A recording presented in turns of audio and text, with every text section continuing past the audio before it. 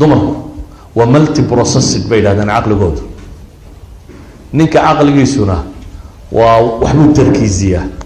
waa labada shaqee ilaahay ugu talagalay gabadhu waa multi processed caqligeedu shaqooyin badan bay isku mar qaban kartaa islaamtu iyadoo dheriga walaaqayso karinaysa ay ka naxfaayada ka bedelaysaa kaana leedahay hala seexiyo mar quray waxaa wada qaban kartaa adiga haddii kujada lagu geliyo adiga bariska walaaqayo mid yare dacalku qabto naga qabta baad leedahay wadaysa shaqaadu ay nagu nuuleeyeen waxay leeyihiin waxbuu tarkiisiyaa caqligiisu hal wax buu qaban karaa laakiin caqliga hooyadu bay yidhaahdaan waxa weeyaan waa multi processing isha dumarku bay yidhaahdaan iyo isha raggu si wax umada isha gabadhu bolladka way uga badan tahay intay ka arki karto isha raggu intay ka arki karto saa daraaddeed bay yidhaahdaan drivingka way yartay gabadhu inay accident gasho laakiin